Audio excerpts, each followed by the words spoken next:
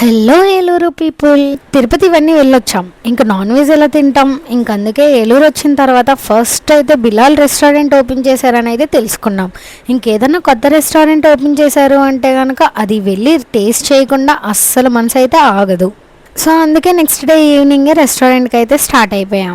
Restaurant అయితే పెద్ద ambience అయితే లేవు, చూడడానికి అయితే క్లాస్గా అయితే ఉంది. మన వాళ్ళ గురించి తెలిసిందే కదా, ఏదైనా కొత్తగా రెస్టారెంట్ ఓపెన్ అయింది అంటే కనుక ఖాళీ ఉండదు. ఇంకా అలానే మేమైతే ఒక 5-10 మినిట్స్ వెయిట్ చేసిన తర్వాత మమ్మల్ని అయితే పిలిచారు. ఇంకా లోపలికి వెళ్ళి అయితే కూర్చొని మెనూ చూసేసరికి మైండ్ అయితే బ్లాక్ అయిపోయింది. ప్రైజెస్ అయితే కొంచెం ఎక్కువే అనిపించినాయి. మేమైతే ఫస్ట్ ఒక chicken manchow soup and mutton biryani half and chicken biryani అయితే ఆర్డర్ ఇచ్చాం. సూప్ అయితే టేస్ట్ చాలా బాగుంది, బట్ ఇదైతే కొంచెం థిక్గా ఉంది.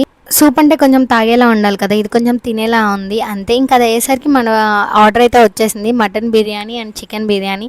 ఫస్ట్ మటన్ బిర్యానీ టేస్ట్కి వస్తే టేస్ట్ అయితే బాగుంది, బట్ కొంచెం నాకు డాల్డా స్మెల్ అయితే వచ్చింది. స్టార్ ఐటమ్ వచ్చేసరికి చికెన్ ఫ్రై పీస్ బిర్యానీ. నాకు చికెన్ ఫ్రై పీస్ బిర్యానీ అంటే పిచ్చ ఇష్టం. ఇంక ఇదైతే టేస్ట్ అయితే నెక్స్ట్ లెవెల్లో ఉంది. నాకైతే బిర్యానీ టేస్ట్ చాలా బాగా నచ్చింది. ఇంక ఇవన్నీ కలిపి మాకు 880 అయితే అయ్యింది.